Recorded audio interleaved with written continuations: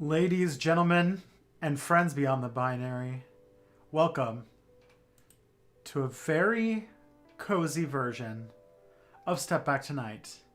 I'm your host, Tristan. I've turned my LED onto yellow instead of white to give a sort of warm, cozy feeling because tonight's the darkest night of the year. Tonight is the night, first day of winter. And so, it's the day that it's the best day to think about being inside, being by a fire, being cozy. That's the way I'm going to put a spin on it. Someone just asked how I'm doing this lovely winter solstice. I'm doing great this winter solstice. I just wrapped up as much as I can without getting some more content on my January video, and things are going well. So, for everyone here, my name is Tristan.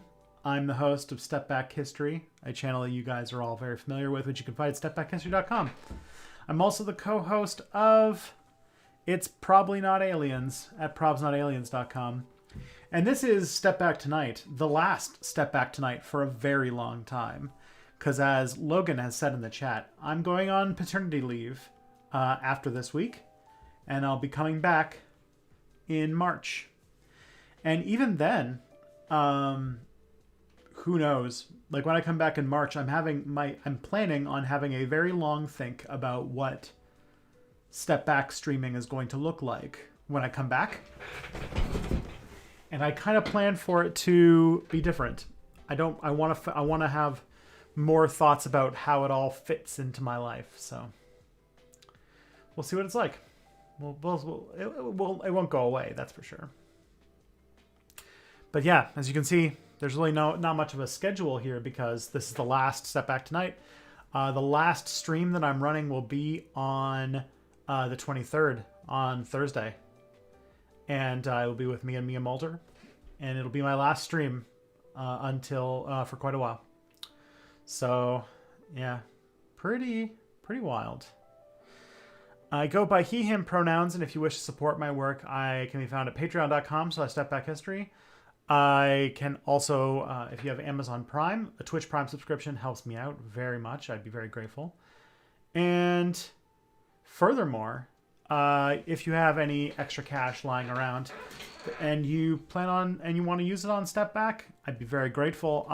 Things like super chats, bits, and subscriptions are always welcome.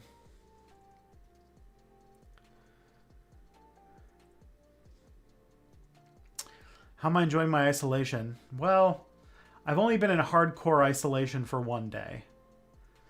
I don't know if I even said this publicly, but with Omicron and me having a child in little under 2 weeks, probably around 2 weeks from today, that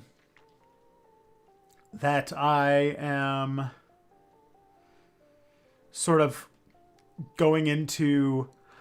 I'm basically quarantining because if I catch COVID with the new Omicron variant, if I catch COVID in the next 2 weeks, I'm not going to be able to go into the delivery room. So I'm staying inside and not seeing other people for quite a while.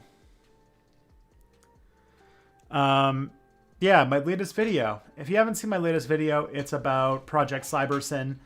It came out a little while back. Came out about a month ago. My next video is on Kyle Rittenhouse, and it's going to come out on December 27th at 1 p.m. Eastern. So, yeah. If you have questions for my next stream, but just for my next stream, I'll put a link in the chat. So it's a place where you can submit links to the next stream. And yeah, if there's anybody who this is their first time watching, hi, my name's Tristan. Welcome to the stream.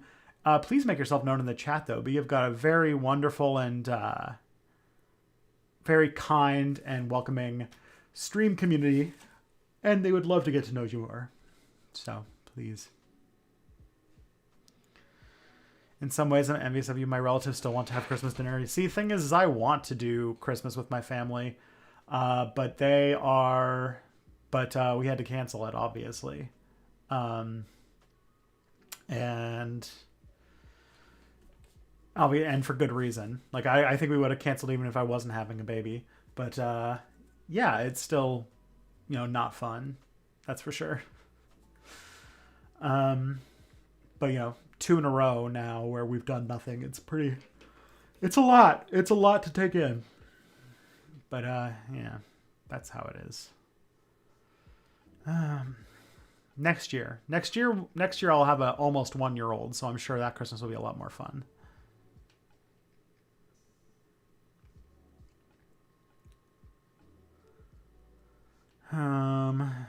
Yeah.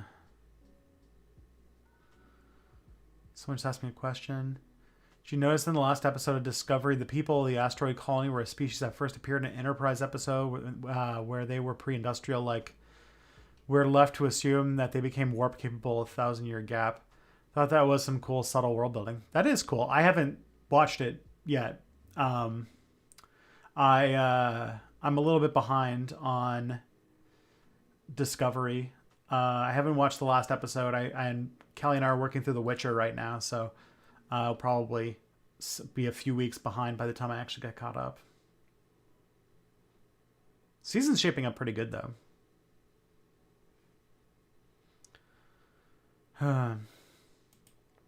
Christmas brings back stressful memories. Yeah, I get that. Christmas can be a stressful time for people. I don't deny that.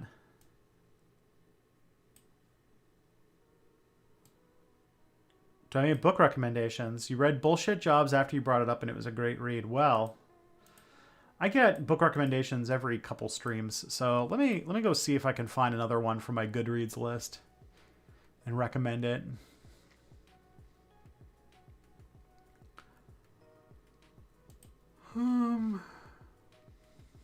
see.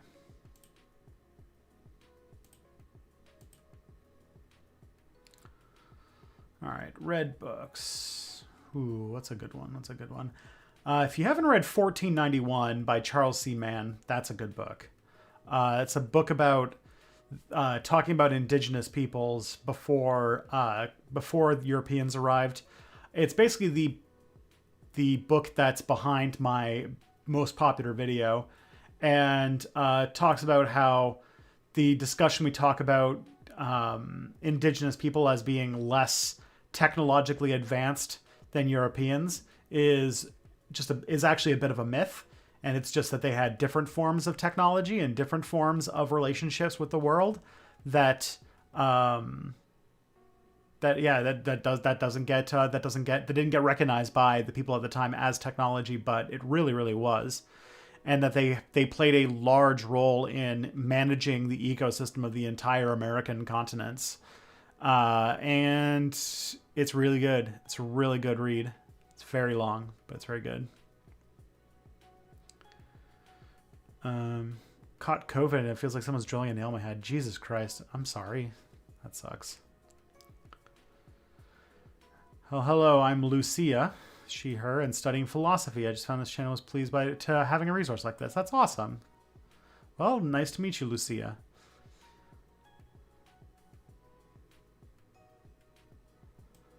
What is the first news story mean we're heading for nuclear? Does that first we're heading for nuclear war? I don't think so.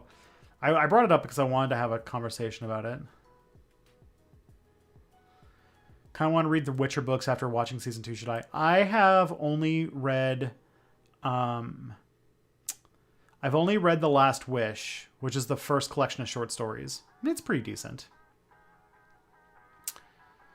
Recovering from COVID. Oh boy, I haven't gotten it, and nobody who I know has gotten it yet. But given the new variant, I imagine that's just a matter of time at this point. The only people who I know who have gotten it are my in-laws, and they're in the United States. So, I don't know.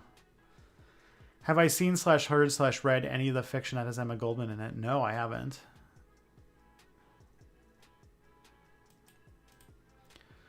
But yeah, the end of the book, the end with the book. 1491, New Revelations of the Americas Before Columbus by Charles C. Mann. One of my more controversial videos, but still very good book. I enjoyed it quite a bit. And there's a sequel, 1493, that's about the Columbian Exchange. It's about the Columbian Exchange, and I think you'll like it if you liked 1491. But 1491 blew my mind. It's what Guns, Germs, and Steel wishes it could be, is what I'm gonna say.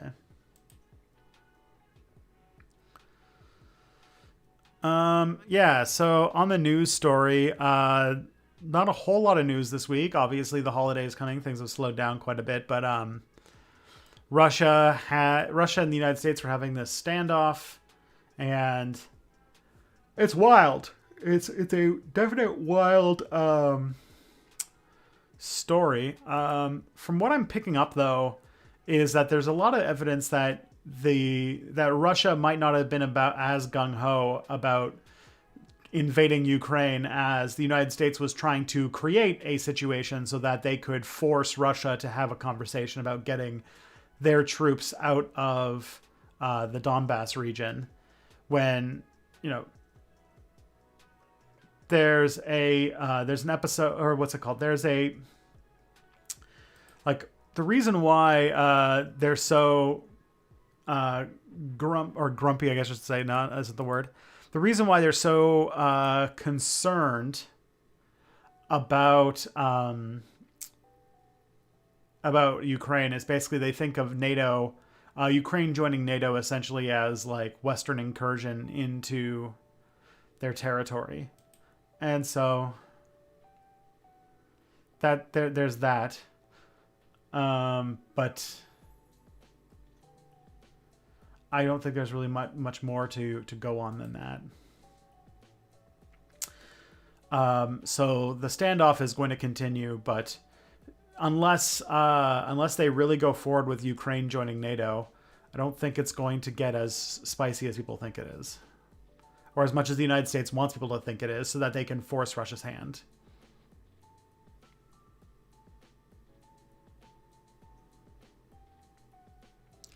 Is that one of those hour-long fireplace videos? Yes. When I get to the end of my notes, I'm going to put on a Yule log for the rest of the stream because I want it to be cozy, everybody. This is a cozy stream. We're going to relax. We're going to take the weight and stress of this world and talk about it like all good conversations go. We're going to have a nice relaxing time talking about it. That's the plan anyway. Who knows where it'll go.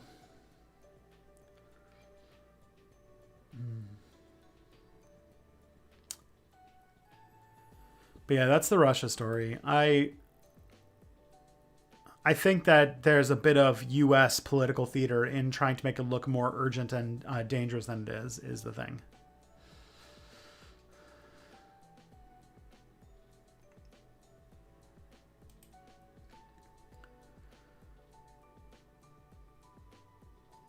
Let's see.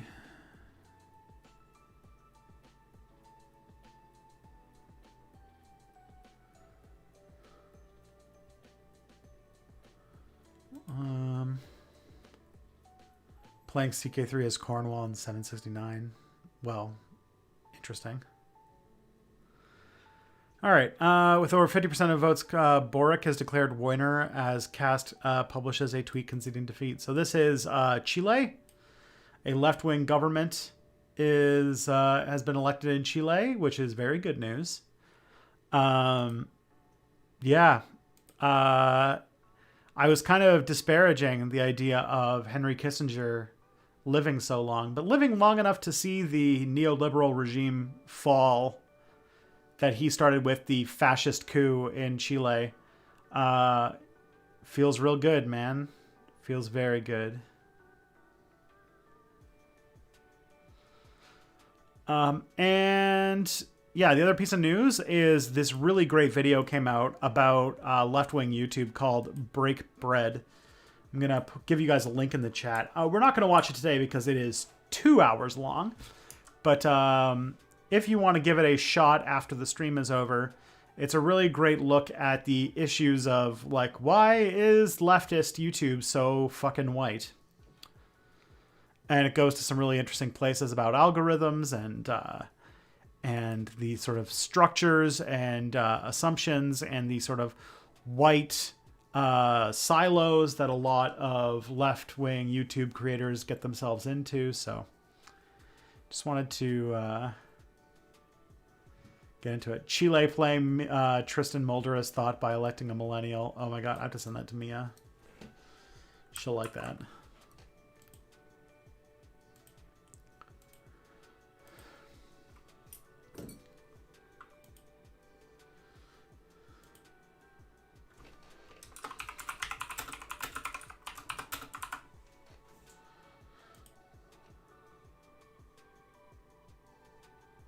All right.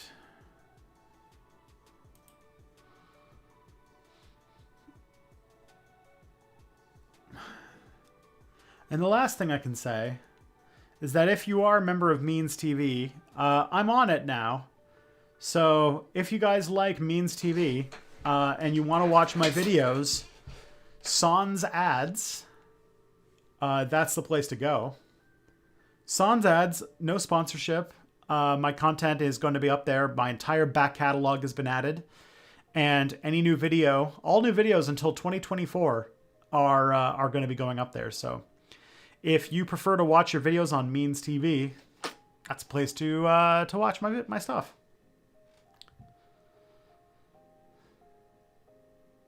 Alrighty.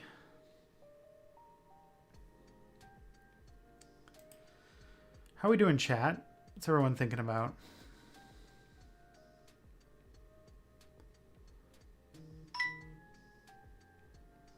You know what? Yes, I've been looking for critical creators in these platforms, and mostly in the English sphere, I've only been suggested white people. It is true.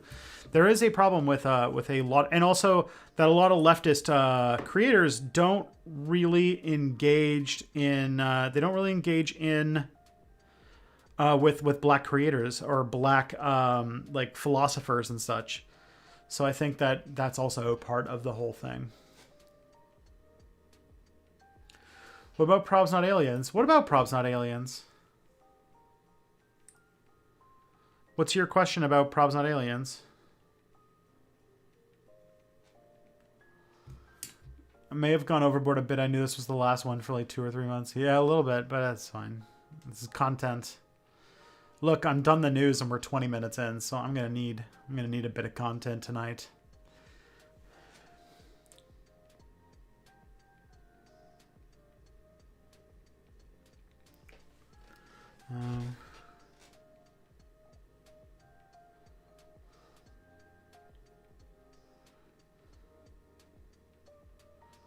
Watching Luna Oya has introduced me to a lot of non-white creators. She has POC on a lot of her streams. That's awesome.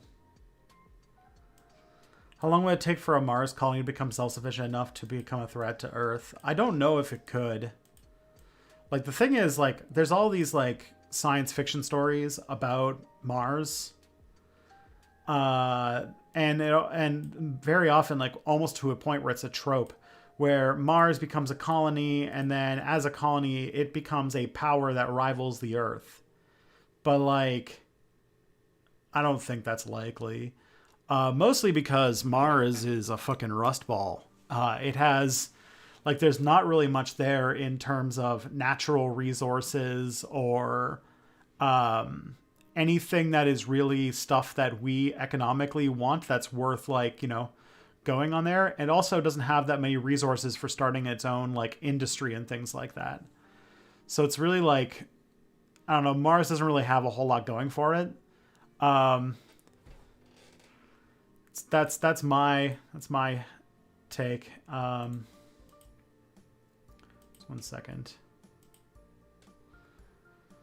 Like, the only thing that it could have going for it is that it has less gravity, which allows for certain types of industrial processes. But honestly, all of those could be much easier done in microgravity, either orbiting the Earth or orbiting the moon or on the moon.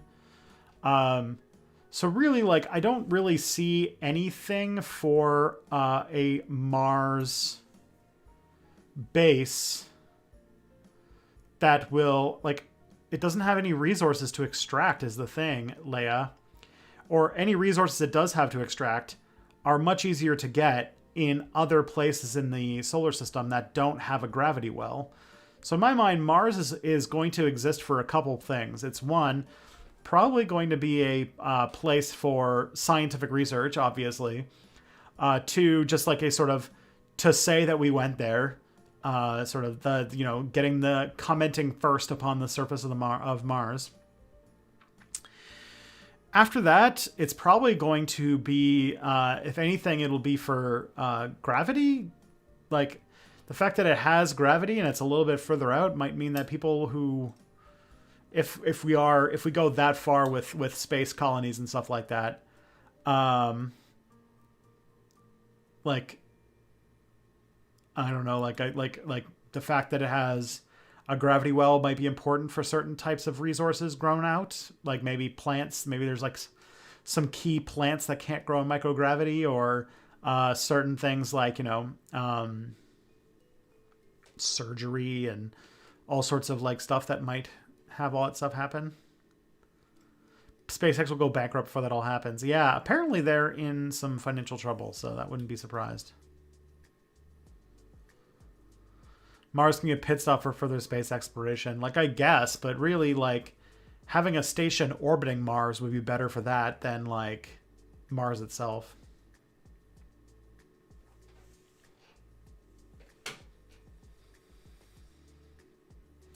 I think long-term Mars will be terraformed. Now, that is ambitious.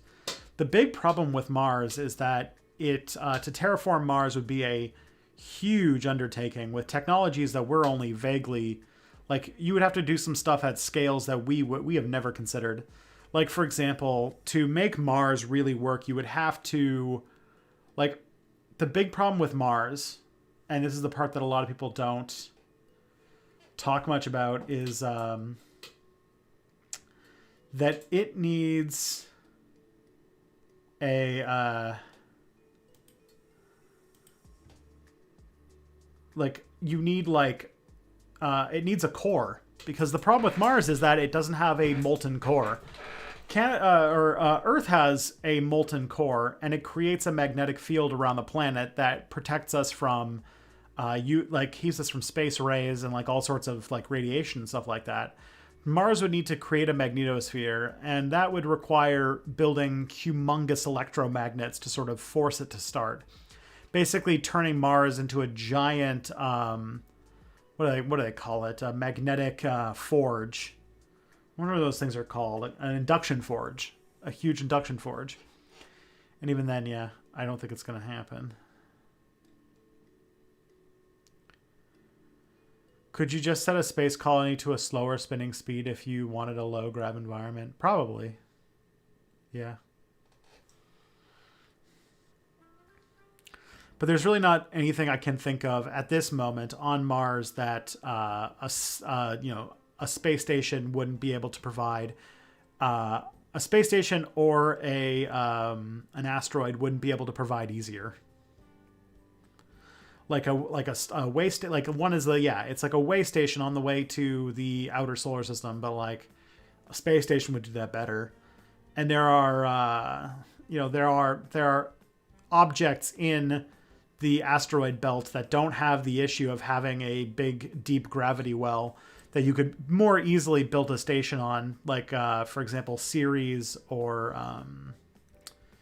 there's another really big rock in the solar system, or in the friggin' belt, but I can't remember what its name is.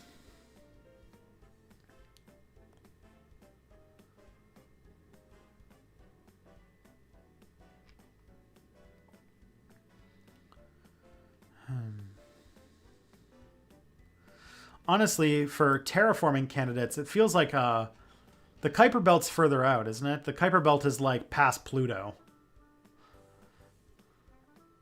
Anyways. Venus might actually be a better candidate for terraforming than Mars. Venus is like, inhospitality. That doesn't sound right. Inhabitability. That's it. Mostly comes from its atmosphere. If that could be changed, it's more or less the same size as Earth, and it is still seismically active. So that might be a better option than Mars.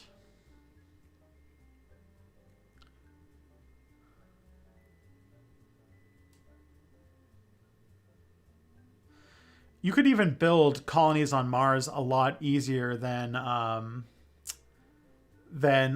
Mars, because Venus with its thick atmosphere actually has the possibility that we could build, like, it's thick enough that we could build like floating colonies in its atmosphere, which would be much easier to get off and on than the actual surface of Mars. If we terraform Venus, we wouldn't have to deal with the fact that living there would destroy your muscles like Mars. That is true. Yeah, Venus is about the same size as Earth, so it would have that problem.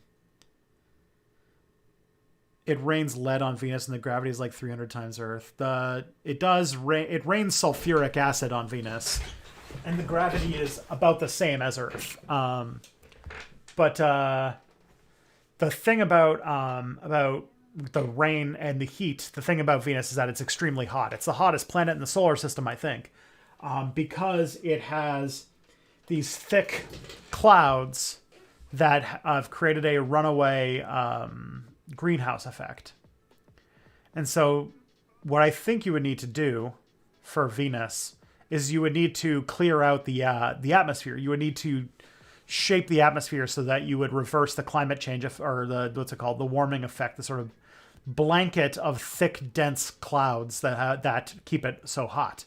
And then it would cool off really fast, because it's actually not that much closer.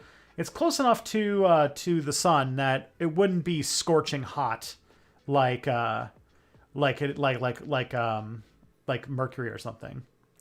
So we would just need to like undo. We would just need to undo that process. And honestly, when it comes to like terraforming processes, changing the content of the atmosphere of a planet is a lot easier than trying to get a magnetic core to start up again.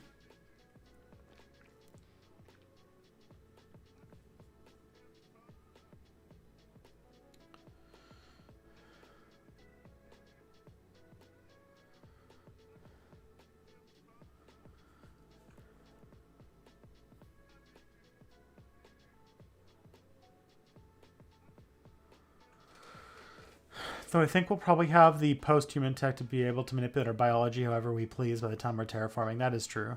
Yeah, we'll just be friggin' robots by then, I guess. Anyways, that's the space stuff. Let's see. Look at some questions we got here. The 255 zone. The other day you said you preferred tankies to neoliberals. Can you tell me exactly what you meant by a neoliberal and a tanky? Because that could mean like Chicago boys and someone who likes Cuba's system, or it could mean someone who supports Elizabeth Warren and someone who insists Stalin did nothing wrong. Listen, there's very few people who say Stalin did nothing wrong. They don't. They're very uncommon. Most people that get written off as quote unquote tankies are Marxist-Leninists, and I would honestly say that I have more issues with even like an Elizabeth Warren liberal than I do with like a Marxist-Leninist. Cause like Marxist like the main difference between me and a Marxist-Leninist has to do with like the role of the government and centralization and the party and like a vanguard party in changing the world to the same world that everybody wants. While like dealing with a neoliberal, you have to deal with them that thinking that they're going to change the world by making a stock dividend for starting a business in a disadvantaged community. So I feel like Marxist-Leninists are in a much less wacky state. What do I think about Bernie Sanders? I've been a fan of his for a very long time. He's obviously like he's a social democrat, not a democratic socialist, but honestly, the state America is in some like basic social democratic programs that the U.S. put in like 60 years ago, or the rest of the world got 60 years ago, is pretty on board for what a U.S. needs right now. And it was the closest like a genuinely left-wing candidate ever got to having any sort of success in the United States. And the fact that he got fucked over, like the fact that he lost because of like open manipulation of the electoral system and like extremely rough, like extremely unfair media coverage, shows that they're very afraid of our ideas. So I'm optimistic. Bernie may not have won, but Bernie almost winning says a lot about the winds of political change happening in America, that the Democrats are obviously getting more and more desperate trying to stop.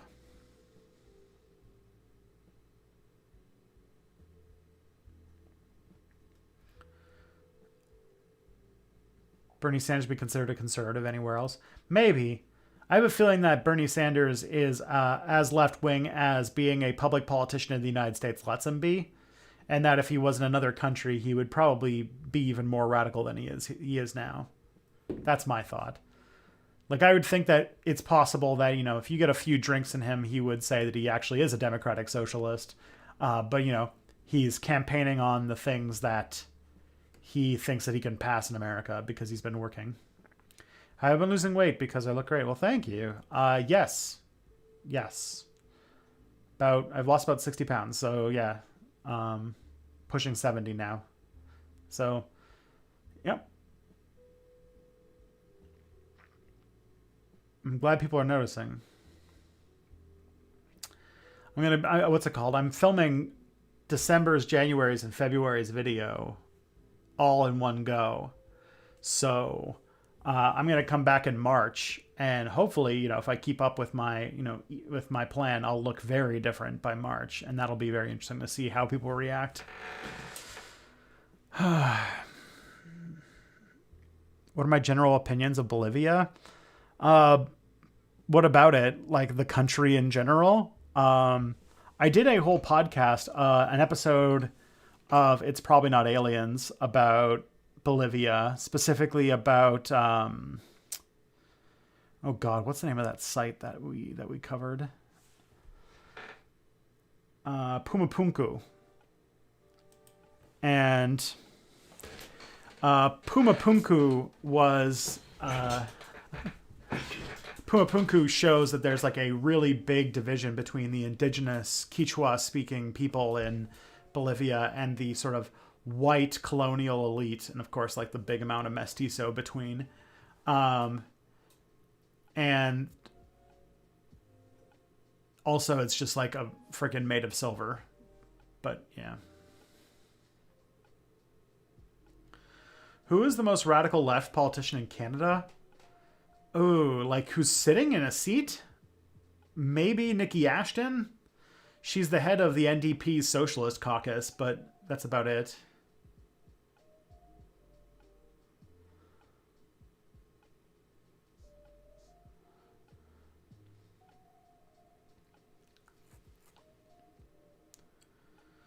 How do I think about the Rev starting within a decade? Not in the US, of course. The Rev, maybe not. A Rev, possibly. There are some places that are... like, I'm trying to think where it might even happen at this point. But there are some very hopeful victories in some places. And if the US ever gets...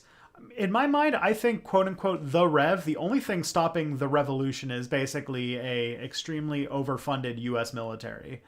The second the US stops just pouring shit tons of money into its military is the second that's... And like stops like giving money to the CIA to overthrow every leader they don't like, is when you'll start seeing some like serious socialist revolutions. And I don't know how far we are from that. Because like a socialist revolution that can actually challenge the hegemony of the US and the CIA and stuff like that feels very far off. Will any revolution start in the global south? I mean, if it's going to start anywhere, it's going to start amongst the like sort of proletariat of the world, the working class that are being exploited. Which makes me think that if it's going to start anywhere, it's going to be in Africa.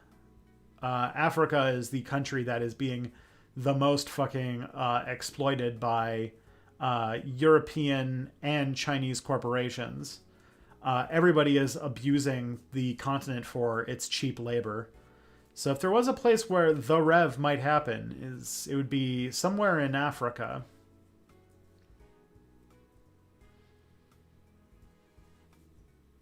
And Brazil. Oh yeah, Brazil could be up there. Africa, the country. No, I mean, I don't know where in Africa. It's a big continent, and there's a lot of really big... like, this is sort of a trend that's happening in a lot of countries in Africa, but...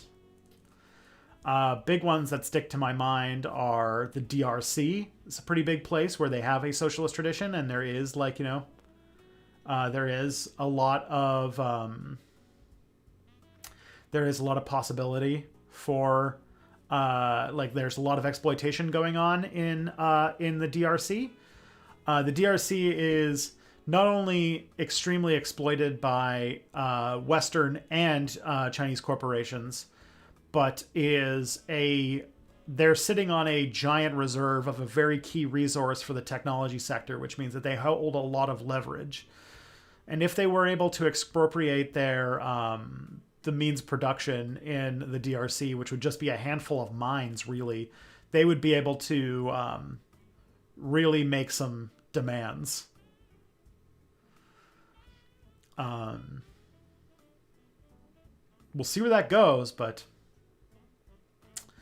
that is the kind of place where I could see a revolution happening. That's the place where the people are really like feeling the real true cruelty.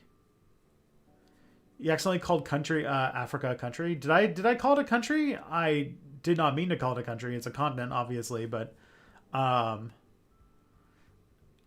guess I was trying to think of like I was trying to think of a country in Africa, and then I'm like, well, there's several that this could happen. Nigeria is also a country that has a exploding population, and a lot of economic development happening in a very short amount of time. Whether or not Nigeria goes along the way of a lot of other countries as they sort of come online and join the global capitalist network, whether they accept it or reject it is interesting. This is a question. It's a question mark. Tanzania?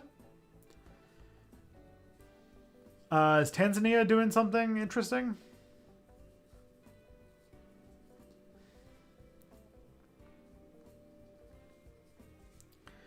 But yeah, in many ways, I think that a lot of like the countries in Southeast Asia and a lot of countries in Africa, I think, are the ones that are feeling the most brunt of global capitalism. And as China starts to try and come online and enter into a standard of living on par with the Western European colonialists, they're going to get leaned on even harder, and something will probably break there. What it will be, I don't know.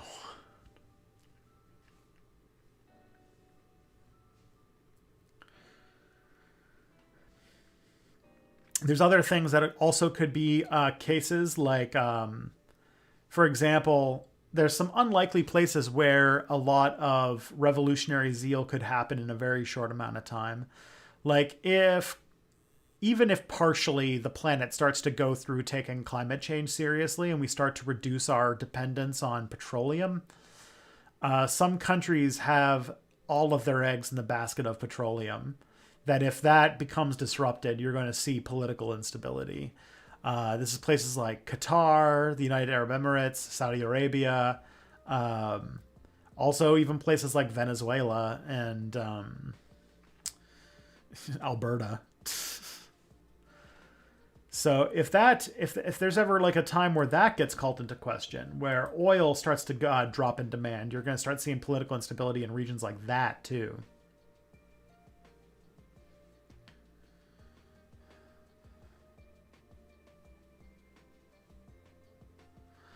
Where would you say is the country where revolution is the least likely to happen? Honestly, Canada. Canada would be up there. It's Canada's got a very anti-revolutionary zeal to it. We're one of the countries least likely to see really negative effects of climate change, so we're not going to have like the same sort of resource crises that a lot of the world's going to have. And Canada and the United States, I don't know. The United States is teetering more on political instability than Canada is right now.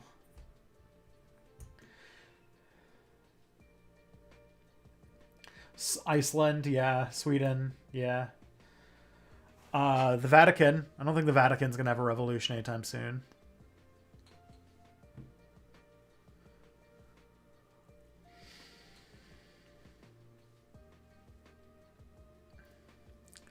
But essentially in Canada, the left has almost no actual energy.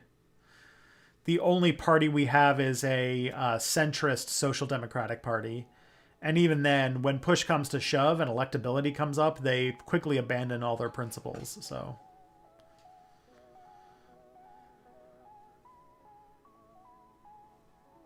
U.S. revolution is more likely than most other Western democracies. Yeah, but not a left-wing one. I see the U.S. having a reactionary revolution, or more likely a collapse.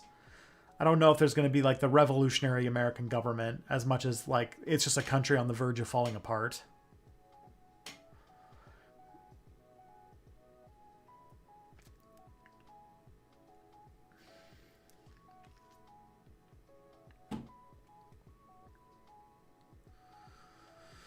What's my second question here? Why do fantasy stories almost always depict polytheism like it's just monotheism with more people at the top? Like the religion in Game of Thrones functions just like Christianity, just with 7 gods instead of 1. Roman and Greek polytheism was nothing like Christianity, for one thing. They didn't have a set theology or even a pantheon. And for 2, they didn't believe gods were all powerful beings in heaven. They just thought there were like small gods who had dominion over a single place or thing. That's why they put 7 small temples and shrines all over the place. Have you ever read and watched a fantasy story where religion is like that? Well, in my mind, I think I would say that the sort of the sept, the church in Game of Thrones, that one, I think that religion is trying to be more about talking about the Trinity. Like, I don't know if you've picked up, but in the Game of Thrones, or in the Song of Ice and Fire books, 7 is a major number that shows up many times, to the point where even the book is going, there's even going to be 7. I mean, if the books ever get written, that is. There's supposed to be 7 of them. And yeah, I think that's significant. But yeah, the like, if you think about it, if you want to look in Game of Thrones to see that something more akin to polytheism as you're talking about it, it's the old gods. It's the religion of the North. That's an example of what you're kind of going for. And I mean, the fantasy story and like I mean, this doesn't matter because it's just me, but my D&D setting has polytheism that works more like how you're talking about, where there is like some major churches that even have schisms, but that for the most part, religion and belief in gods is more of like a personal, small affair that's made up with, yeah, small shrines and stuff like that.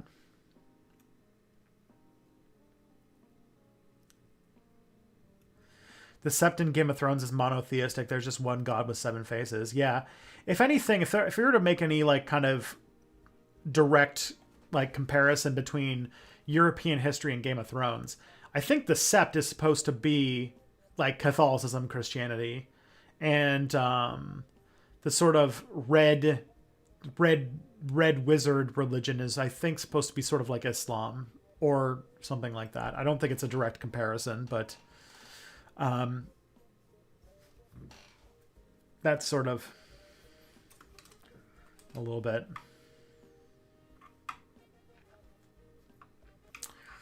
Also, yeah, somebody said like there's a lot of Japanese fantasy that gets polytheism, mostly because of the large influence of Shinto. Yeah, like Spirited Away. Spirited Away has a lot of like kind of demigods and stuff like that that sort of fit what you're going for. But yeah, my own D&D setting has a lot of like, there's some like big gods that everybody takes seriously. Some have churches dedicated to them, some don't. Like there's a sort of dualistic nature god thing going on in my setting, where there's like a god of the grandeur and beauty of nature and a what's it called? A god of the like direct, efficient, and like brutal nature.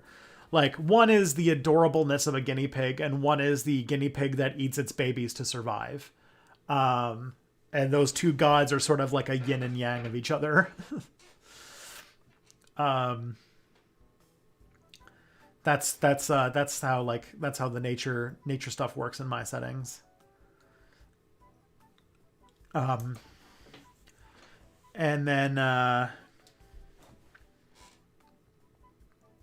like, yeah, then there's like, because in my setting, gods are like, there's sort of like a chicken and the egg relationship that doesn't really have an answer between gods and people, where gods really only have their divinity, like their divinity only exists because of belief.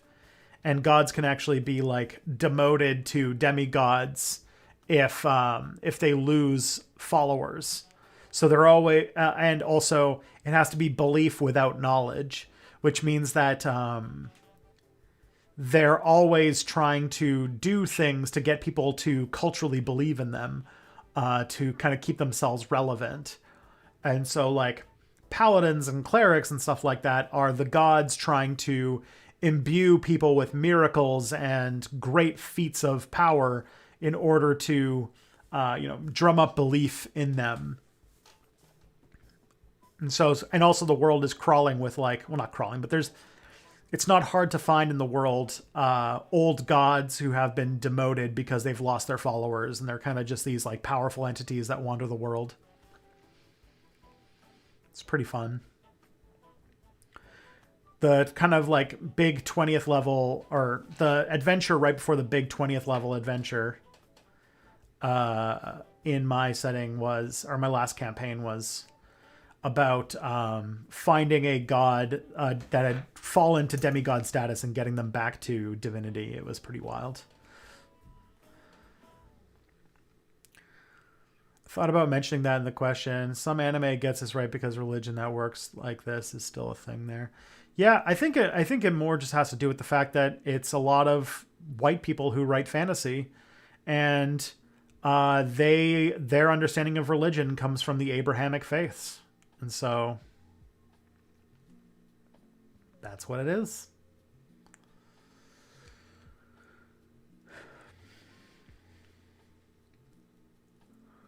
What's interesting is that the last fantasy novel I read takes place in a world where that's actually monotheistic, which I think is interesting.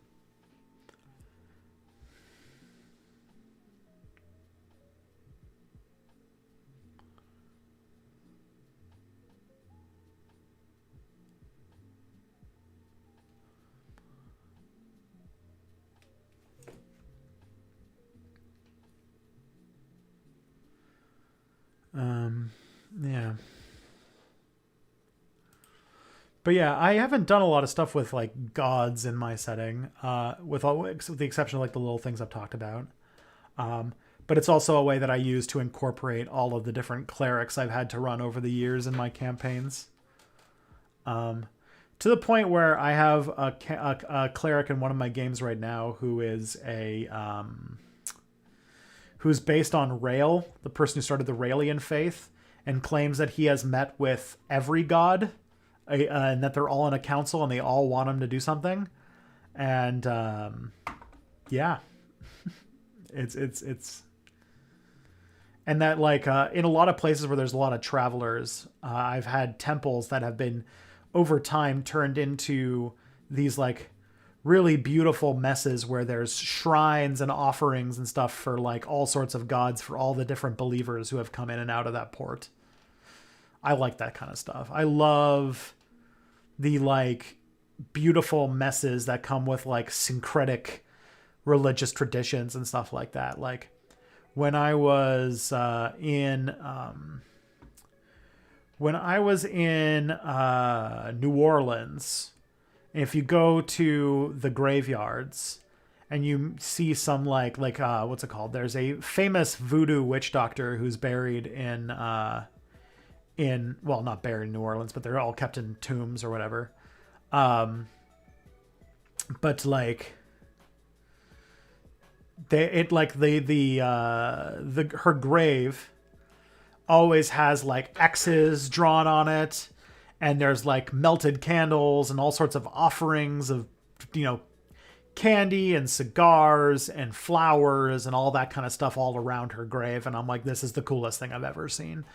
I've also seen some stuff like that when I was in Mexico, especially when it comes to sort of syncretic Mexican Catholicism, where there's like this mix of like Catholic imagery, but also like skulls and gems and flowers and like all this stuff that's like this mix of like ancient Aztec spiritual folkways and the Catholicism. Marie Laveau, yes, that's the grave that we went to. Yeah.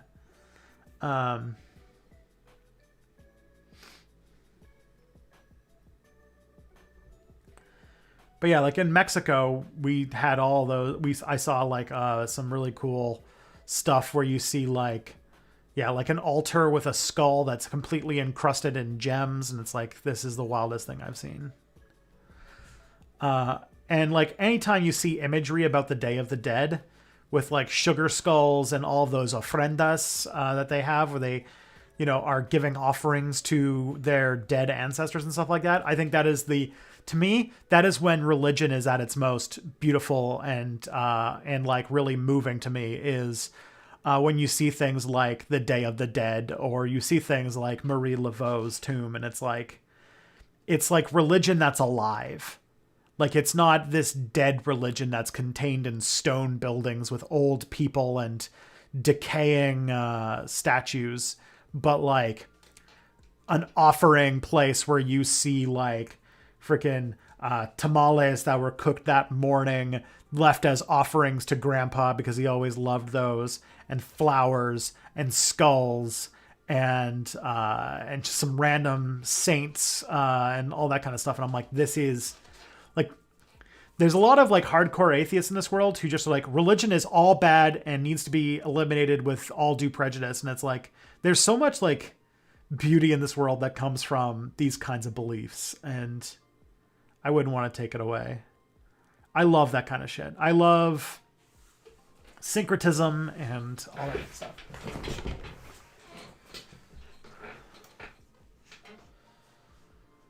Syncretism, that was another thing that I didn't have room for in the question. The Romans just randomly adopted gods from societies they encountered. That's true.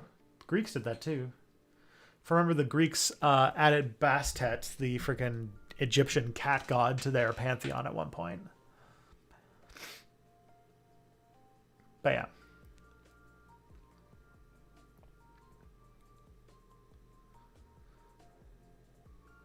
That's a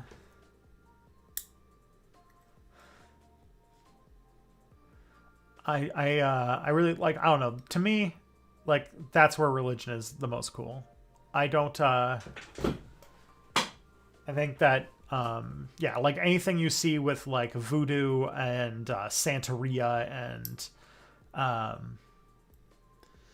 like I think of like some syncretic adoptions of religious traditions, like there was this place, I think it was in, I want to say it was in Algeria. No, not Algeria. Like Mali. Where like they took their kind of own local tradition of like the gods being these like statues that you keep in their house until it is the holiday that they're supposed to be on, and then you take them out and put them on parade, and then they added a bunch of saints to that list. And so like they have like on these like saints' special day, they like take the statue of the saint out of it and like parade it through town and stuff like that. And I'm like, oh, this is very, very cool.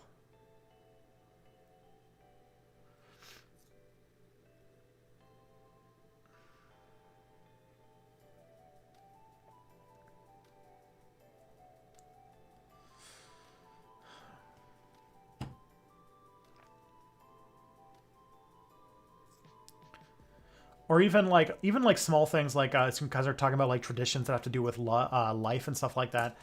One of the things that became an internet meme, but actually comes from an interesting religious tradition, is the whatchamacallit it?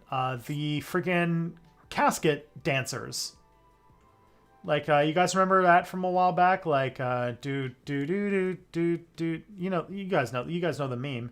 But that's like a group of people who dance as pallbearers in funerals, and it's like it's apparently a tradition from their region that sort of looks funny to us as outsiders, but it's like actually like pretty important for them and such. Or even there's a country, it's another West African country that has like this. It has like this tradition where they build these really elaborate, like colorful coffins for people based on things they liked in life. Let me see if I can find this.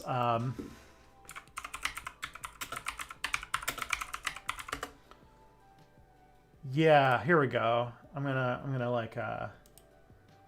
show you guys real quick what I'm talking about. So where is this? It's in Ghana. Sorry, Ghana custom coffins.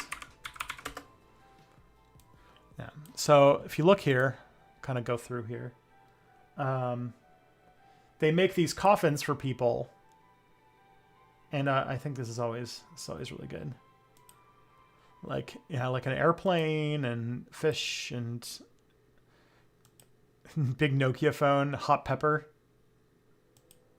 Like this is so cool. Like what a way to bury somebody, huh? Like why not? Or there's even a tradition that's sort of a thing in some American cultures, in some, I think it's like in some like black cultures in America, where they have these things called standing funerals, and they're also wild. Where they actually like this is corpse alert.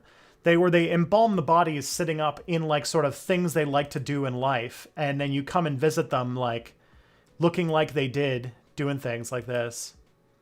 Well, not that, but like, isn't this like way cooler than just like all the like grim weird shit about funerals? I don't know.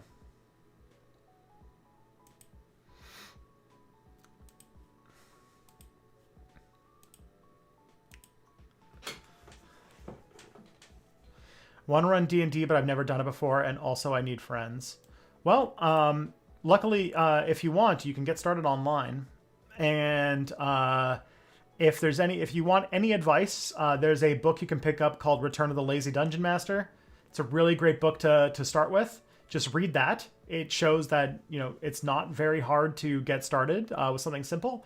And I had a campaign that went for 3 years that started with 2 people that I found on Reddit. So there's places that you can go. Talking about D&D, I'm running a game myself at the moment. My games are often commentary about governments, like leadership creating many of the problems that people want to fight them. That sounds good. My most recent games have featured a lot of obvious anxiety that I have about nuclear power and nuclear weapons. Because right now I've got like one campaign where basically they're in a fantasy version of the area around Chernobyl, where an ancient society had mastered this like form of energy that they only partially understood, and didn't realize that yes, you can make your arcane energy sources as secure as possible, but even with chances very, very low of there being a failure, and the consequences are tens of thousands of years of contamination, that even something with a very low chance is going to cause some problems. And like, I'm not like anti-nuclear power, but it's like that's not a compelling thing to say. And so like I always I had that.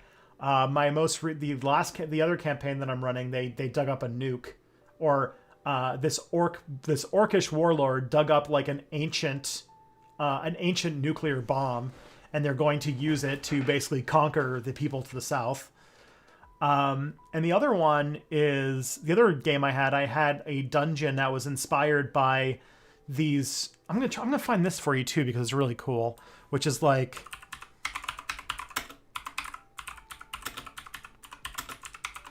it's like, it was done with this like project to bury. Yeah, here we go. This is what I'm looking for. They're trying to find a way to bury nuclear waste in a way that, even if like, 10,000 years in the future, we forget, like we don't know any of the languages or any of that, we can still portray the image that it is dangerous. And so like they thought of things like this, which are supposed to be like places set up to say, to universally say, that this is not a place you should be. This is not a place you should be digging around, in order to make nuclear radioactive fuel or radioactive waste or whatever safe. And I did it in my game. I had an archlich where they dug him up. They meant like the heroes got together and defeated him, but they couldn't find his phylactery. try as they might, they scoured the world looking for his phylactery and they just couldn't find it. So in order to contain his essence, they buried him underneath a massive, like in the center of a massive desert, and like built things to try and discourage anybody from coming near it, like things like this. But I find that kind of shit really interesting. And when we're talking about fantasy, like fantasy always deals with like, you know, timelines in the scale of like thousands of years and stuff, right? And the only thing that we do in our society that where we're even talking about time in that sort of like ocean of time is when we're talking about nuclear waste and stuff like that. And so it's a very much inspiration. The objection to this was that people would think it was weird and they'd want to seek it out. Yeah, it's true. They eventually came to the conclusion that actually burying it and not drawing attention to it was probably the smartest idea. But it was good inspiration for my thing. Do you have any personal rules for world building? My biggest rule is no race is all a bad guy. In my current game, many of the orcs are pacifists and run charities. Yeah. I try not to have anybody in my universe who is evil or who thinks that they are evil. Everybody has a justification for why they're a good person and doing the thing they're doing. Or they have a culture that is very different to us, and that is why. Like the orcish warlord that I talked about, he is like the process that I had for developing this kind of like orcish culture of this region was very much done by researching into like, how does a person, like what kind of culture makes a Genghis Khan, you know? How does somebody put in their heads that like, you know, conquering and pillaging is the way of, is the right way to be a person, you know, is the honorable and good thing to do. And I researched into like what kind of like a culture would do that. And I put a lot into that. And I think it worked. I think it worked really well. Hey, Meownon, thank you for the $10 super chat. Much appreciated. Have I listened to the Behind the Bastards episode on Jeff Bezos?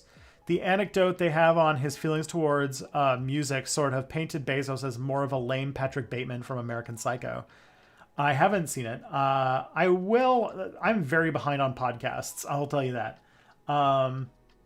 And Behind the Bastards, like I'm pretty behind on it. I've listened to some episodes, but I haven't listened to the majority of Behind the Bastards. I'll get caught up someday, though.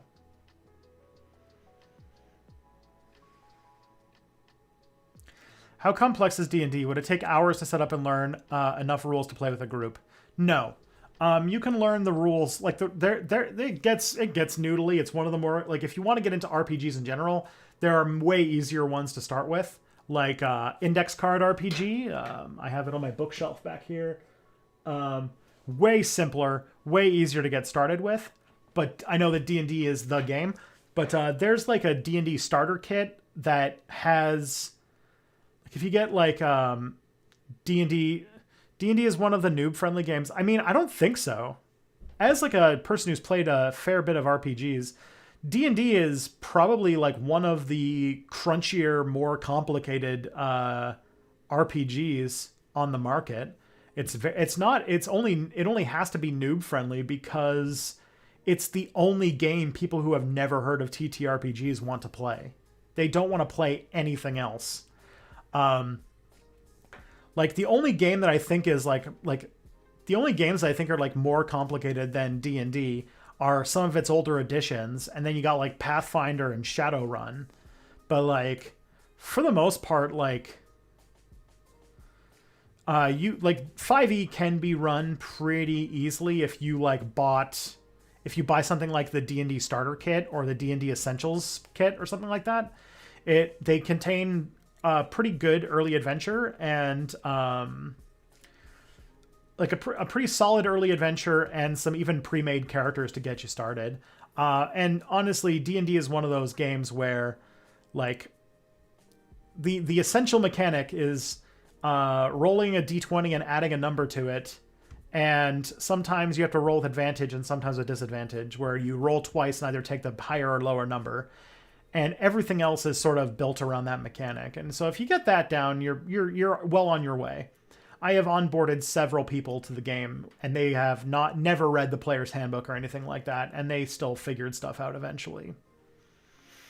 But if you're really concerned, you want to do something a little bit simpler, there are games that are very much like D&D that are way less work to run and to do stuff with. Some you don't even need other players. Like there's, I should just start pulling books. I've got Ironsworn. Ironsworn is a low fantasy Dungeons and it's a low fantasy tabletop role playing game that you can play solo. And it's also very solid.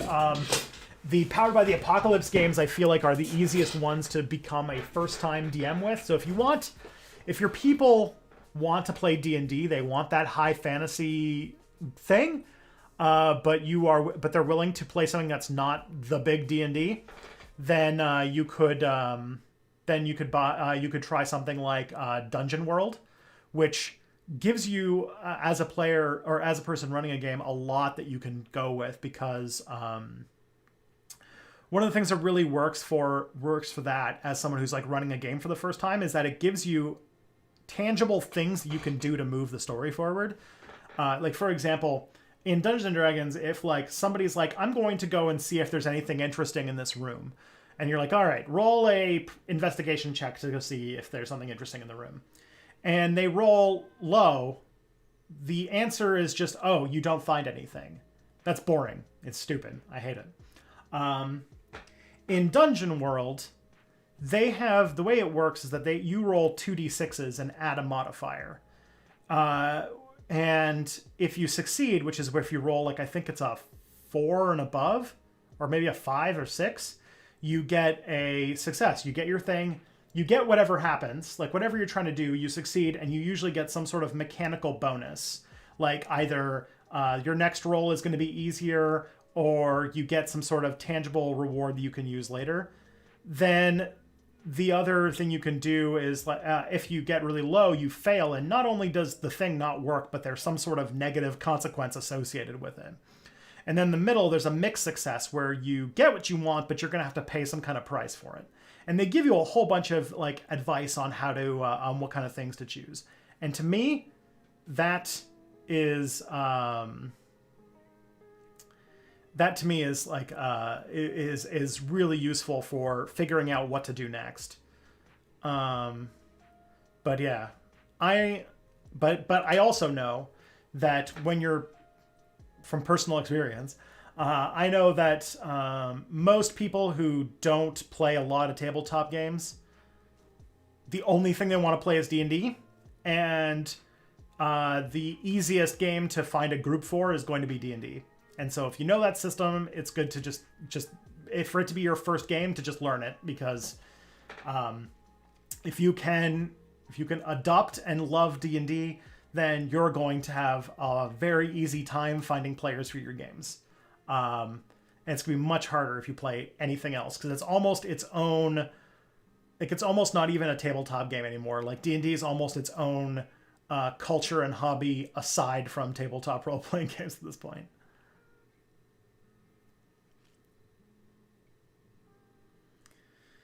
Do I think Reconstruction would have been more successful if Andrew Johnson administration never occurred?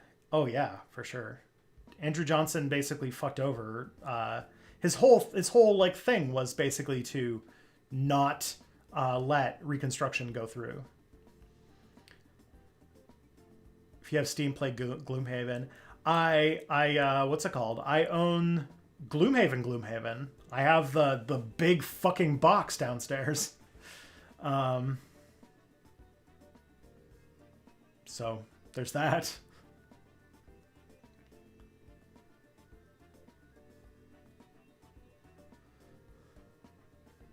There's absolutely a Witcher tabletop game. Yeah, there is. I haven't read it, but yeah. Do I still have your questions up? Yeah. Just went on a tangent. We've got a lot of time to kill. But you also asked a lot of questions, so I don't know. So we'll see.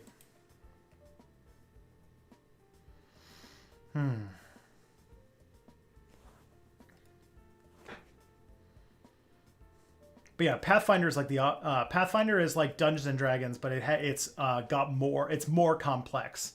It's based on an older version of Dungeons and Dragons that was that had way more rules and a lot more complexity around every character.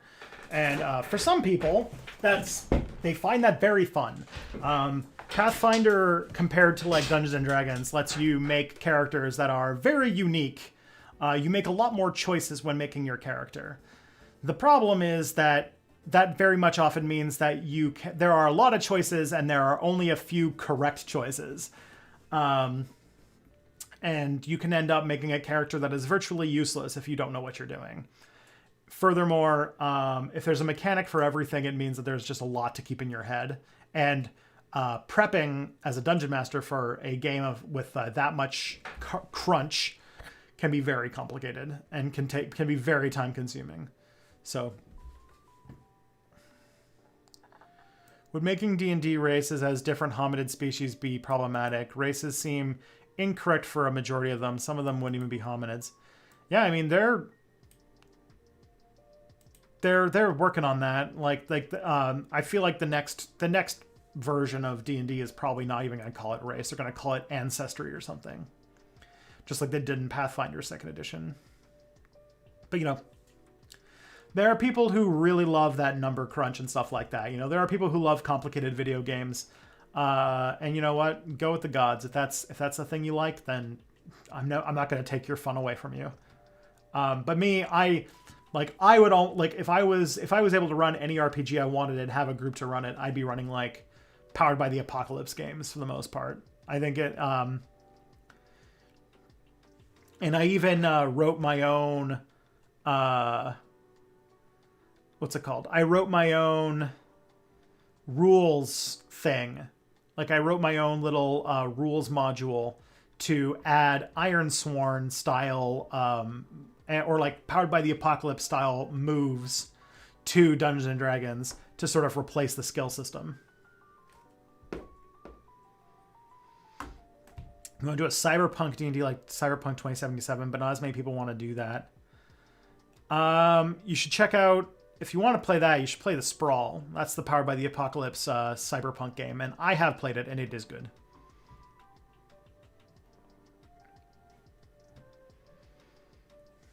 All right. The thing I asked you about being able to observe other timelines. Suppose we found out that most alternate Earths, 85% are communistic and doing a lot better than us. How would we react to that knowledge? How would the rich and powerful react to that knowledge? I imagine that it would, first of all, probably be suppressed. But if it wasn't suppressed, if they were somehow not able to contain it, they would probably try to find any other excuse to talk about why they're miserable. They would find any small problem in their society and blow it completely out of proportion, and say, look, they're not free because they don't they did that during the Cold War. They convinced people in the 80s that having 40,000 brands of breakfast cereal somehow makes you free, and that is bullshit. Or having to choose from 6,000 brands of televisions is somehow freedom. And so they would probably, push propaganda like that. And then they would probably, try to militarily intervene to try and break it apart to show that communism doesn't work. Is there a steampunk D&D? There is, I don't know about one particularly, but there is a setting in D&D called Eberron that is very cyberpunk and noir style, where it's like a Dungeons and Dragons, high fantasy world, but they've got technology and there's robots and there's a lot of urban stuff. It's apparently pretty good. I have the book over there. I just haven't read it yet.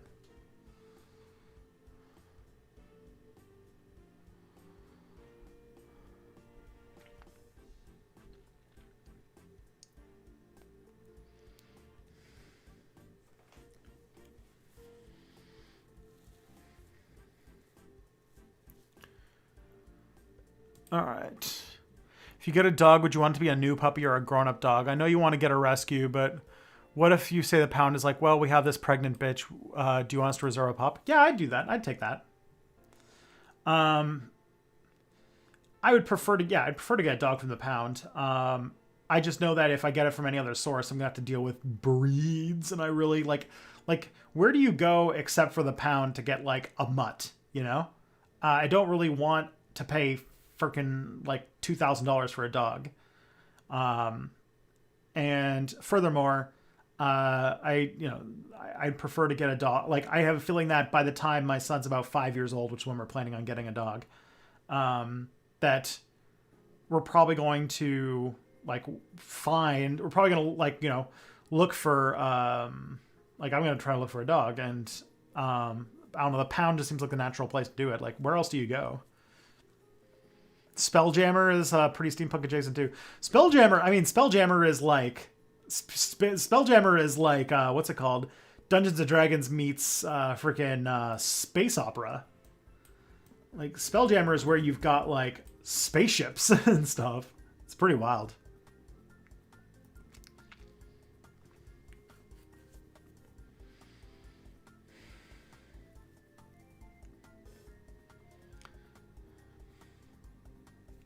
Animals shouldn't be commodified in the first place. Yeah, that's fair. This is why, I would rather just find a dog that needs a home and give them a home.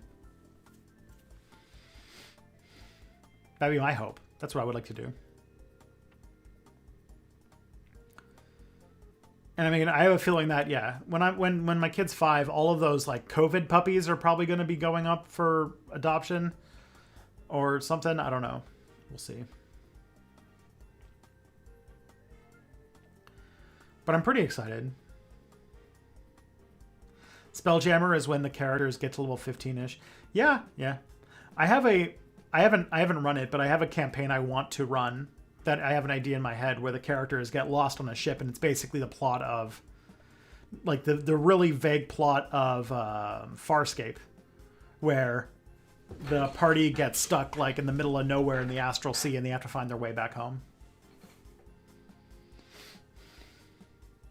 COVID puppies? Yeah. This is fucking terrifying. But ever since the pandemic, it's been almost impossible to get a pet because everybody has been getting pets.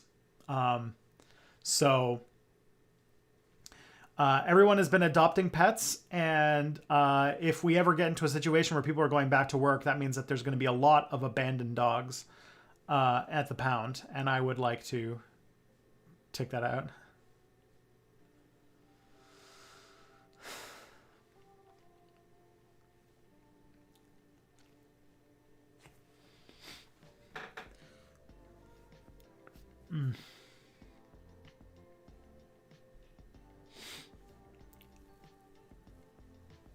How many people am I DMing for? Currently I'm running 2 games. I'm going to be stopping soon because I'm going on parental leave, so they're probably all going to stop for a few months. But I'm running 1 game that goes every other week. That's a group of 4. And then I have another game that I'm running that happens... I don't know. Every time we do a session, we do a doodle poll to find out when we're going to go next. So I've had sessions all the way from 1 week later to almost 4 weeks later. So that one's very variable, but that's a group of 6. And with crossover, that means that it's a total of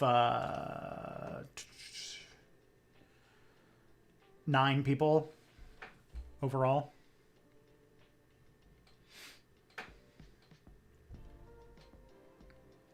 Because Kelly's in both my games.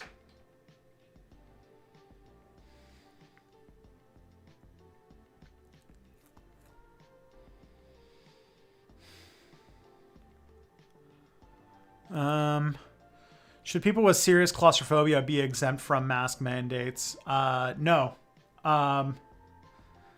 If it's sensitivity to people's phobias and mental illness is something I very much believe in, but putting other people in physical danger because of it is not. It's not it. There are obviously other options. Like if you literally cannot put a mask on without having a panic attack, then maybe get a face shield or something.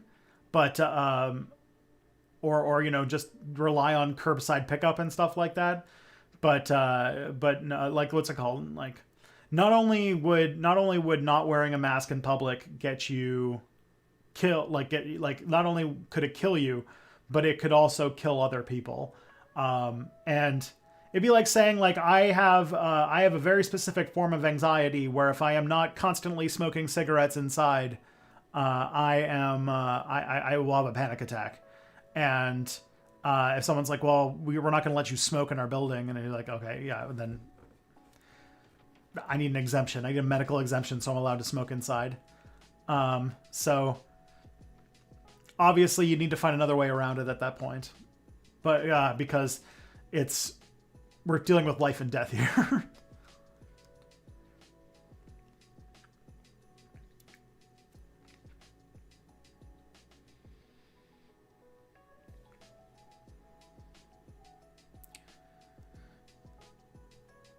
Is it different from letting people with breathing issues not wear masks? Thing is, I've never heard anybody say that they have a breathing issue that they can't wear masks. That's not somebody who doesn't have a breathing issue and is just not, is making up one of those bullshit excuses to not wear a mask. There's basically, I can't really think of I haven't heard of anybody who has a condition that legitimately means they can't wear a mask. I haven't heard of one that wasn't just people trying to get out of wearing a mask, like buying those like false exemption cards and stuff like that. But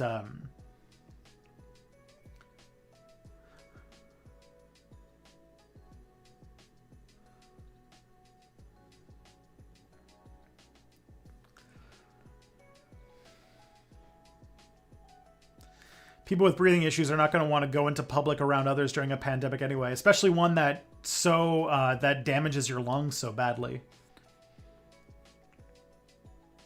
But yeah, there really is no excuse to not wear a mask. If you literally if you have some sort of serious claustrophobia, that means that you absolutely wearing a mask will make you fucking have a meltdown. Then either one, see a therapist about that. Two, find a sort of way that you can cover your face that doesn't involve that, like I say, for a face shield or something like that. Or three, in many ways, there are options to do things contactless that are increasing because of the pandemic. And until the mask mandates are dropped, you might just have to rely on those. But just saying that there are some people, if they just show the right card, will just not have to wear a mask is reckless and extremely dangerous.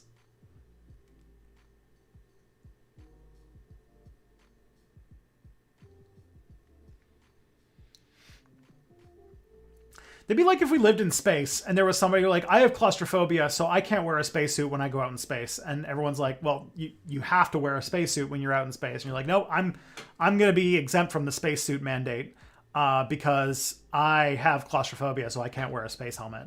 And you're like, but you'll die. Yeah, what's it called? Not obviously not.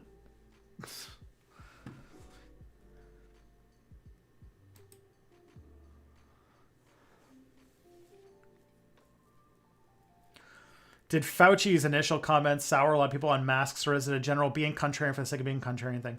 The thing is that it's a slight inconvenience, and a lot of people who are anti-mask are trying to find an excuse to not want to wear to not wear a mask. It's always flimsy and it doesn't really work. But they kind of like with the anti-vaccine people, they're working backwards from a conclusion. This is actually the topic of my January video. They're working backwards from the conclusion of what they already want to make. They don't want to wear masks. They think it's more important that they don't have to wear a thing on their face than people, people including themselves dying. That it's more important that they are not inconvenienced. So they will latch on to any kind of pseudoscience or any sort of excuse to say that they don't have to wear a mask. The point of the video that I was making is that this was sort of the same thing that happened when they tried to add seatbelt mandates. They were trying to say, oh, well, if you wear a seatbelt, actually you have a higher chance of dying in a car accident. Did you know?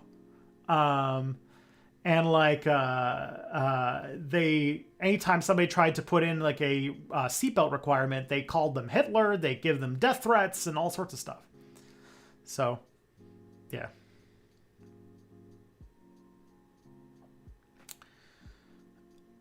Hold until January, and then you will have my full take on this subject. Someday. The video is mostly done now, but I have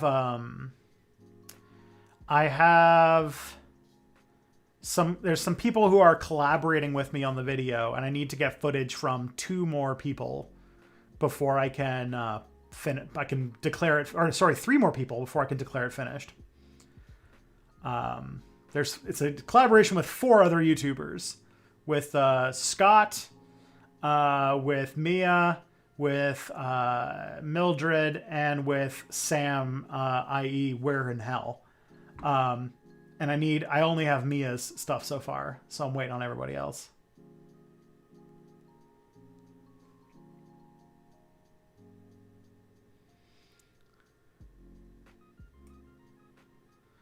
My airbag broke my sternum. They're so dangerous. It was the worst pain I ever had. Also not dead, though. Yeah. What's it called? Airbags are very dangerous. In fact, airbags were pushed. The only reason why airbags were pushed originally is because people didn't want to wear a seatbelt. So they pushed airbags as a sort of non-politically divisive alternative to stop people from dying. Because something as simple as a seatbelt was impossible to get through politically. So instead, they were like, all right, we're just going to make everybody require to, all the cars have to have airbags. And airbags are a lot more dangerous than a seatbelt. But, yeah.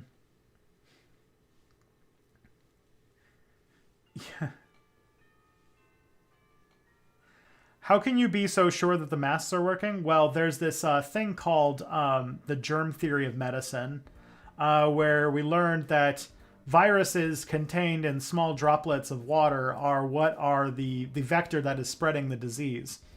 And so if you were to wear something that stops said droplets from getting into your body, or droplets coming out of your body from getting into other people's bodies, even if it's not perfect, even if it, just prevents part of it, then you're going to you'll be better off. There's always one. There's always some fucking COVID denier weirdo in the chat. So it's more for spitting. It's for spitting, like what's it called? Every time you speak, you are spraying small droplets of water out of your mouth. Like this has been this is just true. It happens all the time. They're invisible, but you are always spraying particles out of your mouth. A mask, at least, contains some of it. A good mask contains a lot of it, so that your particles aren't just spraying all over the room you're in. And if you have COVID, those particles are all just full of COVID friggin' viruses. Also, when you breathe in, you have that cloth filter, and if other people are wearing masks, then there's less of that stuff in the air, so it's a lower chance that you'll get it overall. In many ways, wearing a mask is better for protecting others than yourself. And that's what I argue in this sort of like anti-collectivist mentality, that people don't want to wear masks because it's a thing that helps others. And that's like the worst thing that you can do in American culture. How do you know the vaccine ain't made by the Antichrist? Do you contain the Holy Spirit of your Botus? Yeah, I mean, I spoke to the Holy Spirit and he said it was legit. Isn't the Holy Spirit like a bird or something? I don't know. Airbags do help. Airbags actually do help. They're just They are just much more traumatic. Like, airbags are going to result in you having a bunch of broken ribs and a bruised chest instead of snapping your neck. That's the choice you're making with an airbag.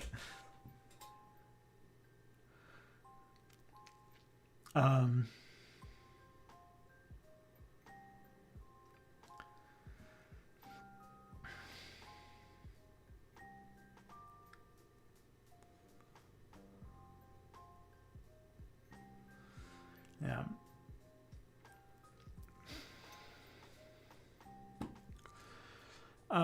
Let's see what we got next. So I'll never do anything with it, but I had this idea for a short story about a world of sapient bat evolved creatures where being able to see is treated as a disability. The idea is having functioning eyes would cause sensory overload and make it difficult to focus on echolocation. They could help people with sight move around if they just lit their buildings, but typically they just surgically blind them instead. Do you think a story like this could be used to get across the social theory of disability? Yes, so much so. You said probably never do anything with this? Does this mean I can steal it? Bats aren't blind. That is true. Yeah, they're not blind. They are actually, they have bad eyesight, but they're not blind.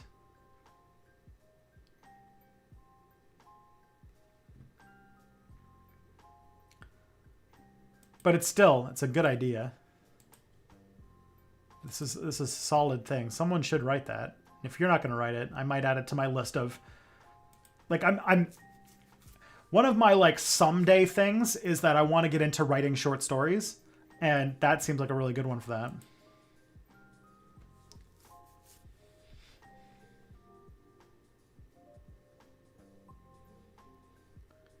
Any plans for more pre-Columbian history videos? Maybe. We'll see. I think it's like, I can't make any guarantees yet, but there is a streaming platform that I am in very early talks of joining, and part of it might include making exclusive content for said streaming platform. And things that I might want to make for such a platform are things that wouldn't perform well on my YouTube channel, but would perform well on a platform like that. And so I was thinking of making more like explicitly educational history content that might fit that. But it is still extremely, extremely, extremely early to before I can even get to talk about that stuff.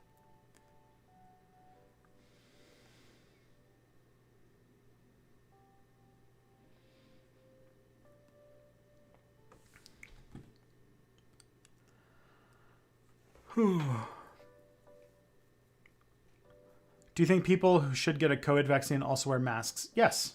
You should get both COVID vaccines. You should get your boosters. We're probably going to need to be getting boosters about once a year, probably forever, just like the flu shot. And yeah, I think that we should be wearing masks. I mean, in general, it would be great if we got into the habit of wearing masks whenever we're sick.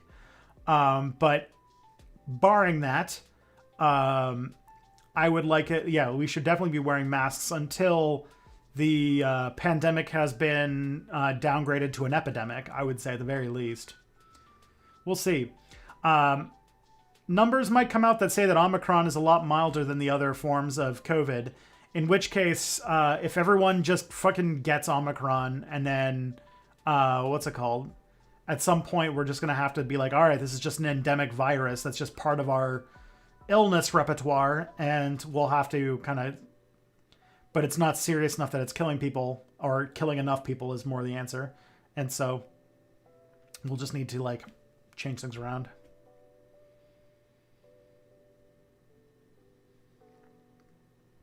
But really the only hope we have of getting sort of past all of the COVID lockdown stuff would be to, like, the only way to get around that at this point would be to have COVID eventually evolve into a form that is very contagious, but also not virulent.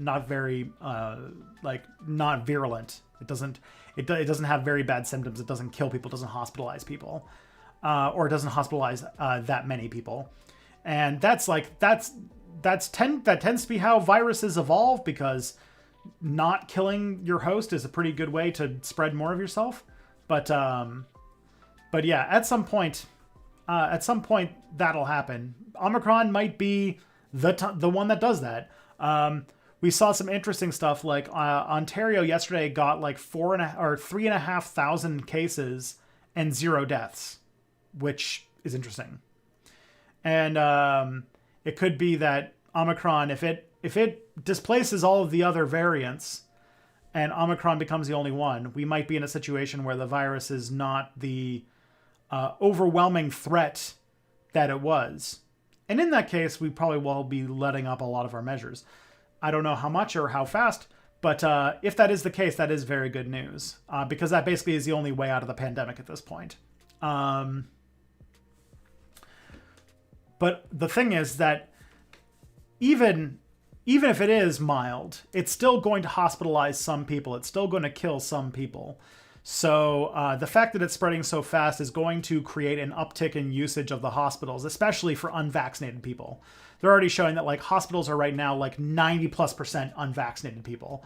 And so if the virus goes through, like this new virus spreads like no other virus we've ever seen. And as it blows its way through our population, even if a very small amount of people compared to other variants get seriously ill to the point where they have to be hospitalized, it's still going to be a huge burden on the medical system. And so we're still going to have a pretty rough wave. But once it's sort of burned through everybody, then at that point we might be on the other side of the pandemic finally. Although, people have been saying that a lot. But in the meantime, things like wearing a mask slows the spread somewhat, which prevents the overwhelming of the hospital system.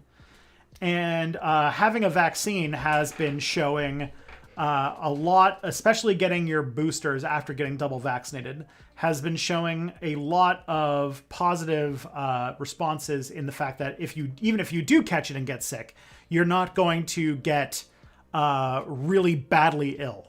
You're not going to get hospitalized. You're not going to die. So, and the symptoms that you do get will be milder. So getting as many people their vaccinations and their boosters as possible is like the real thing right now. Because, yeah, the whole idea of containing it and getting to COVID-0 is basically a dream at this point. We're well past that point. We were not able to contain it. So this is really the only way that we get through it.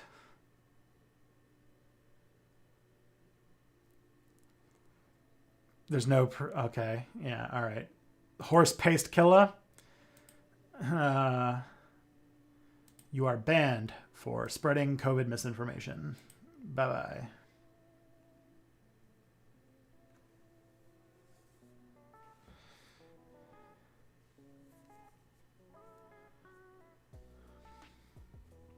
Ooh, this is a good new song.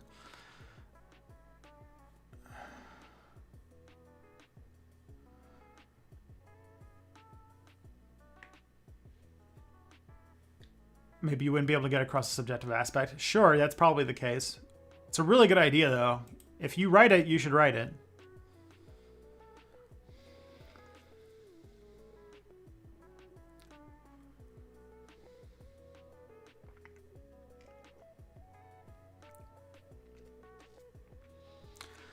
All right, so imagine it's 2024 and Harris barely beats Trump.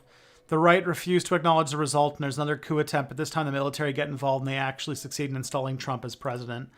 This is not super likely. The military was very much against the coup. And if there was a coup of the American government, the military getting involved is not the way that it would happen, is my take. Not that they're not, reactionary shitheads. It's just that the upper brass of the U.S. military was very much against military takeover of the government. Anyways, how do you think governments in the rest of the world would react? Do you think that the governments would acknowledge Trump as legitimate leader of the U.S. government? Maybe not right away, but given enough time, they would basically have to, just through the sheer power of the United States. So, there'd be some countries that would and some that wouldn't, but it would only be for a certain amount of time. And even the countries that don't acknowledge it would still be working with them because of the necessities of geopolitics.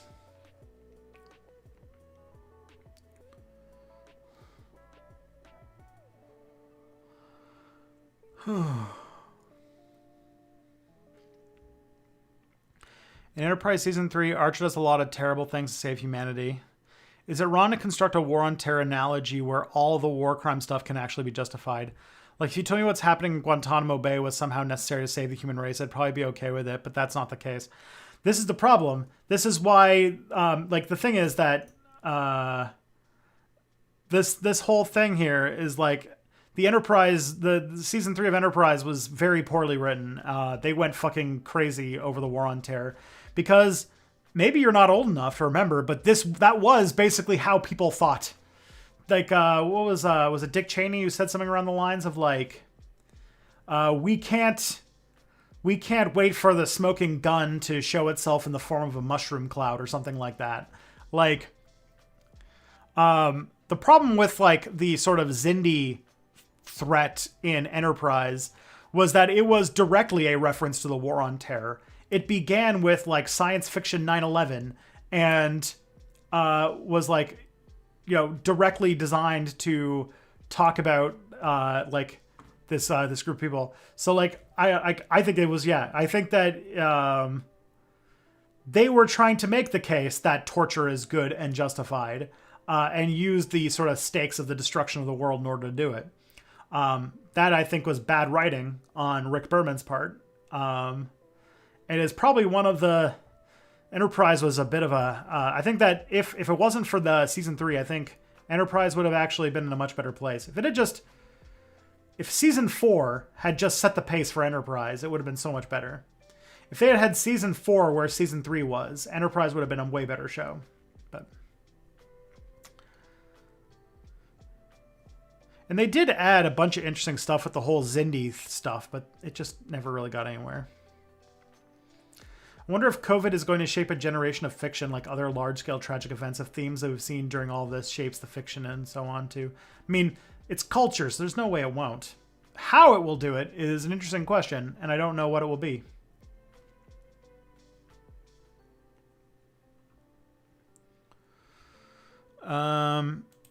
What's the last question we got here? So suppose Man Bun really found a black person who was unambiguously calling to killing all white people. Would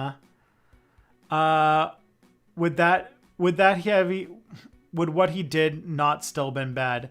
So we very much disagree about Flowers, but I still don't like what Vosh did because I think white genocide is such an outlandish idea. Having to force a public debate about it when you can only fuel racist fears about, that's the thing is, if like what's it called? If there's a black person who's just like kill all white people, the thing is, white supremacy, like, what's it called? We're not in any place where that is, like, actually dangerous rhetoric.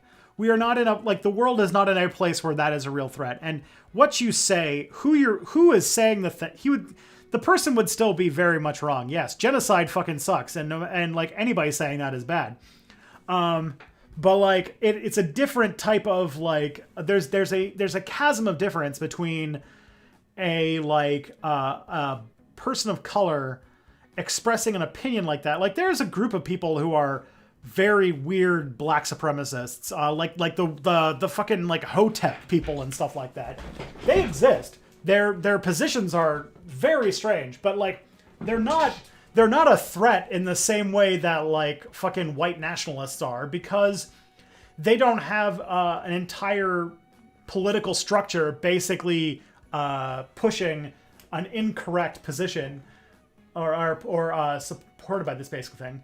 But Vosh, in this situation specifically, like, that's not what Professor Flowers said. So that's the real case there. Hey, Zero. Thank you, Alex Shindy, for the subscription. But yeah, could be a thing in South Africa. That's a white supremacist myth.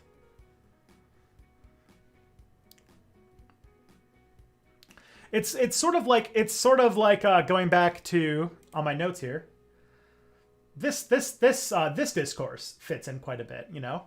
saying for example, like kill all of X race if you're a white person and the race you're talking about is not white, is racist because we have a structure that is of white people oppressing non-white people. But like this word that people have been banned from Twitch for saying for some fucking reason is not racist. There's no power behind it. It's just like racial slurs. Racial slurs are not magical incantations. It's because of the history and power behind them that they give them the power and meaning. Who says it and the context in which you say it are important, including in the situation that you're talking about here. That's the answer.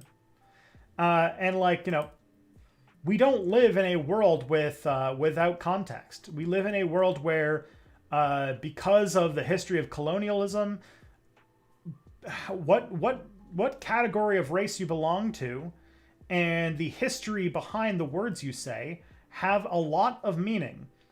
And to be a functioning adult in our society is to need to be aware of that and realize that somebody's saying one thing and somebody's a white person saying a thing and a black person saying a thing can mean very different things in those different contexts. That's just the world we live in. We've tried to get around that with like race blindness and all that kind of like, I don't see color thing. But that's the kind of bullshit that black people have been complaining about for years now. The sort of like liberal color blindness thing. So, yeah. Didn't Vosh admit to being a federal informant recently? What? That can't be true. That can't be true. It wouldn't surprise me, but that can't be true. There's no way.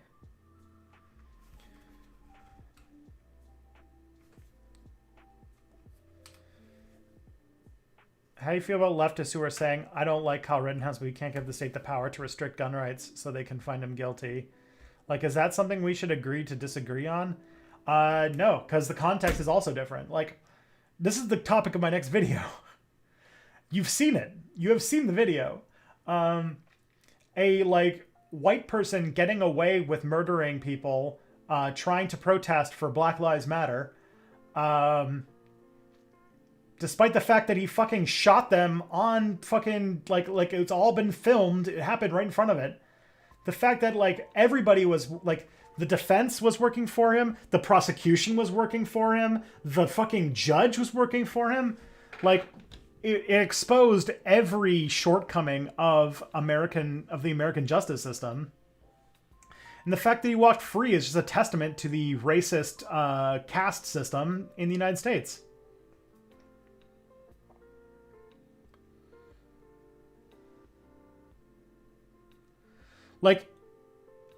Like to be pro-gun, even on the gun rights argument, like, it's not even like, what's it called? Even if you're pro-gun, it doesn't mean being pro-murder. Like, my issue with Kyle Rittenhouse isn't the fact that he had a gun. It's the fact that he killed people. He had a long social media history of talking about fantasizing about shooting Black Lives Matter protesters, then took a fucking gun, which is a pretty decent indication that you intend to do violence, went to a place where a protest happened, and then fucking killed 2 people. Like, I don't, like, to me, the fact that he had a gun, if he had done that with a fucking sword or a knife or a trebuchet, it wouldn't matter.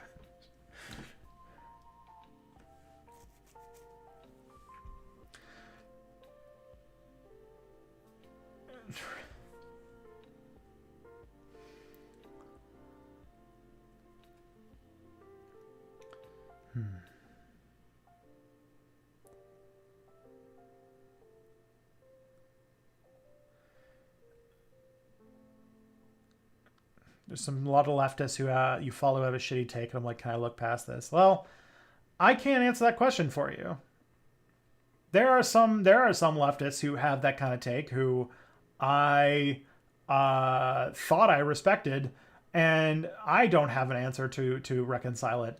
We'll find out later, because when this video has already made at least 2 patrons drop their patronage of me over it. So when this video comes out, I'm probably going to lose like a fuckload of subscribers, and I'm probably going to lose a lot of friends on Twitter. So I'm counting the days until all that goes through. But yeah, because I did the thing that you're not supposed to do, which is calling out white supremacy in the left, and in the same time, basically, did not defend Kyle Rittenhouse. Now, you would think in left-wing spaces that calling out white supremacy and not defending a white supremacist who killed 2 people, trying to protest to make lives better for black people, you would think that that would be, very much like, yes, those are left-wing things to do. The fact that that's going to get me in trouble just shows the online left is in a very fucked up place right now. And the fucking debate bros are like 95% of why it is. Well, not 95. There's a long history of white supremacy in socialist spaces that we really fucking need to talk about, and I talk about in the video. But also, fucking debate bros have made the discourse so fucking stupid. Do you think this is an American, non-American thing? Like, what he did is obviously provocation outside the U.S. I don't think so. I think, like what's it called? There are lots of black leftists who do not support Kyle Rittenhouse. It's a white person thing. It is a race thing. And there's so many people who call themselves socialists who really, really, really don't want to look at the role that racism plays in the way that they see the world. Because, as I say in the video, we have this idea that we need to justify the racial hierarchy because we benefit from it.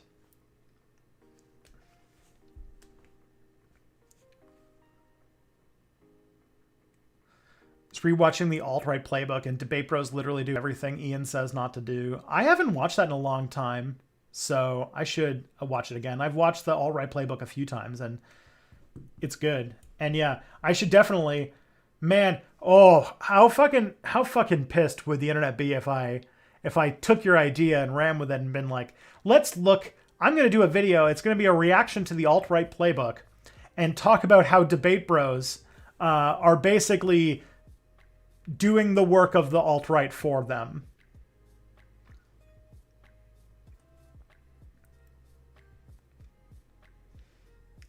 It's almost like the plan of bringing a bunch of fascists immediately to the left by letting them say slurs is a bad idea. Yeah, almost, eh?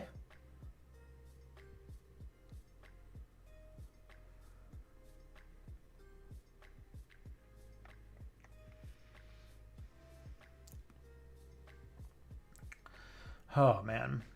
I need to add the alt-right playbook to my... I have this playlist that's called Inspiration. It's a playlist of video essays that I really want to emulate their style, and I want to be... They're like my favorite video essays that I watch over and over and over again to get inspired for how I want to make my content. And I need to add the alt-right playbook to that, because pretty much every video in that series is a fucking banger. And is exactly like in line with the kind of good content I want to make. And now I imagine the next question people are going to have is, what videos are on that list? Thank you for asking. I would love to tell you. All right, let's see. Let's look at my inspiration playlist. It'll be my last thing before I sign off for the night. So, Flat Earth, A Measured Response. Really great, freaking... One of the top... what's it called? One of the top H-Bomber Guy videos.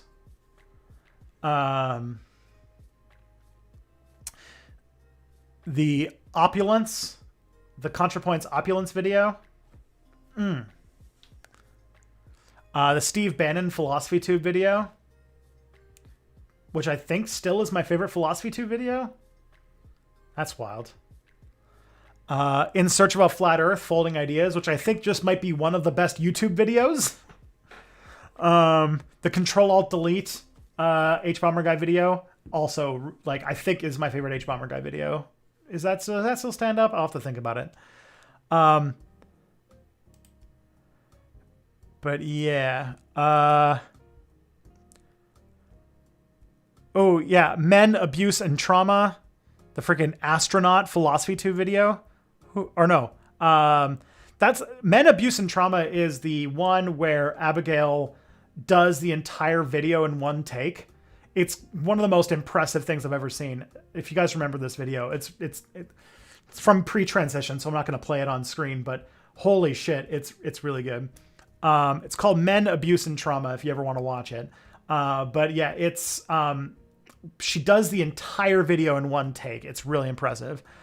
Queer, the freaking philosophy tube coming out as bisexual video that has musical numbers. Another great one. We Don't Talk About She-Ra, the one where Thoughtslime came out as non-binary. Another really good one. I watch Thoughtslime videos for advice on how to try and be more vulnerable and earnest when talking to people. The Uncomfortable Truth About Mental Illness That No One Wants to Admit. I don't remember that one. Oh. I'm removing some of these. I'm like, I'm less inspired by that one. Superman's Uncomfortable History with Nuclear Weapons, which is a video that I did with Scott on NerdSync. It was our first collaboration together, one of many, obviously, and I really like it. It's still like one of my favorite. I think it's my favorite NerdSync video still, and it's really, really good. And then How Star Trek Voyager Defeated Conspiracy Theories with Empathy. It's a Jesse Gender video. It's a really solid one that I would love to emulate as well. And yeah,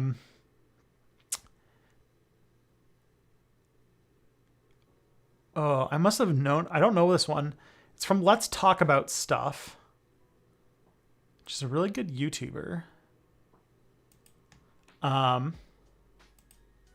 Sarah Zedig's video called A Prison of Her Own Loneliness, in which she has like a fucking, like, it's completely silent with voiceover, and she goes into like a fucking like breakdown about like the emotional strain of the lockdown. And it's one of the most fucking raw, awesome videos. And it's probably the most likely to be one that you guys haven't seen. So I'm going to put a link to it in the chat. But yeah, if you guys want some post-stream entertainment. But yeah, I definitely think I should add the alt-right playbook to this. Or at least the really good ones. But yeah, I watch this playlist fairly regularly to just like inspire me to make better content, because these are content creators that I very, very, very much respect, and I want to make my content as good as them. So obviously, if you look at the actual content that it goes through, it's very obvious. Like, all right, I go through the content of the people that I really admire and want to be like, and it's all the stuff that I can do. Like, it's stuff that's very technically well done, like all the Philosophy Tube and H Bomber Guy videos, and it's the videos of people being emotionally raw with the audience, which is the thing that I seem to be completely incapable of doing. No Cody Johnson. I like some more news. It's just not a. I don't find some more news very inspirational. It's good content, but it's definitely. I don't watch a some more news video and think like, I need this. I need this to be who I am. You know. So. Yeah. But yeah. Philosophy Tube, H Bomber Guy, NerdSync, Thoughtslime, Sarah Zedig. These are the kinds of creators that I someday hope to be as real as. I mean, the whole emotion thing is that I'm like actually like I have trouble expressing my emotions in general. Even in real life, I'm not very good at being emotional. So that's something I definitely should work on. And also just having more time to really connect with people and dig more into having good, competent video making. Have I sorted out my internet for Thursday? I think so. I am like 80% sure that I think I figured out what the problem is. I haven't tested it yet, but I think I figured it out. So, and I did do a speed test today, and it did seem that my up speed was returned. But it's always worked on Tuesday night. So we'll see. There's a chance things will go wrong, but there's also a decent chance they won't. Because I think I found out what the problem was, and I think I fixed it. So. Wait, a cishet man has trouble expressing his emotions, really? Yeah, it's something I really wish I was better at. It's a thing that it's not like it's a thing that I think is weak or anything like that. It's just a thing I don't do. My dad isn't very emotionally, like, my dad's not super emotional, and I am very much a fucking a chip off the old block when it comes to my dad. So it's just not a thing that I'm good at. I think that I'm like, who's a person I could see to talk about how to do that? And I'm like, oh, that's a therapist, isn't it? Okay. How much does a video on average cost? Abigail's production video seems to, yeah, I know that like a ContraPoints video is usually like, it's like getting close to like 5 digits of dollars. My videos tend not to have much overhead. I don't have to pay unless I buy props, and I do buy props for some videos, but usually not too much. What was going on with my provider strangling my access? Yeah. So basically, when what happened with my internet was when an internet, I'm like going over time, but like whatever. When an internet network is overwhelmed and it looks like people are going to start losing connections, apparently internet service provider has something called internet traffic management protocols, where they will start, they are legally allowed to start throttling people's internet in order to make sure that everybody has a stable connection. So it's basically like if the network looks like it's going to be overwhelmed. What happens though is that when they flag these like heavy users, as they call them, to slow down their internet, the clamps last for like a week. So what happened with me is I had a program on my computer that was that did not have limits on upload and download rates, and I had accidentally left it running on Sunday, and it had uploaded a whole bunch of data without my knowing, and basically that got the clamps put on me, and every time that I had opened it and left it open, it was causing that thing, and so that's why it was like randomly happening on different Mondays and stuff like that. So I think I got it fixed, because my stream is not actually, because my stream output is 4,500 kbps, which is less than a quarter of my upload speed. So like this is not a problem. This should not be a problem at all. Streaming should not be what gets me the clamps. It's got to be something else. And I think this program is what caused it. Because I did see that like I uploaded like 89 gigabytes one day on the weekend. So I'm like, okay, I think I know what the problem is. I think I solved it. So Thursday should be okay. Just want to say It's Probably Not Aliens is awesome. Also wondering if you know of the YouTuber Super Holly. Her dad is an expert in Nahuatl. She has some videos with him. That is super cool. I almost tried to learn Nahuatl, so that is super cool. Program is kill. Program is a piece of software I use for getting television shows that are not found on streaming platforms. That is the most that I'm going to say. All right, everybody. That is the end of our stream today. We are done for the night. Let's find somebody to raid, and then I'll be back on Thursday. But yes, the Step Back Tonight is done for quite a while, and I will, when I come back in March, I'm probably going to have a completely different game plan for how I do streams. So this is the last of like this format, but I'll figure it out. And you guys will all be kept in the loop on what I'm doing. So yeah, it'll be great. I'll get more emotional probably on Thursday, but yeah. Let's raid. Who is Log Off already? Is that somebody we know? Okay, that's Kevin Logan. All right, let's just raid Hassan. Hassan is the only person who's really on, so. All right. But yeah. All right, everybody, though. Yeah, Hassan's back from Crackergate, so let's do that. Everybody, though, take care of yourselves. At least one more time. Take care of yourselves. Take care of each other. Be good. And I'll see you on the other side. Good night.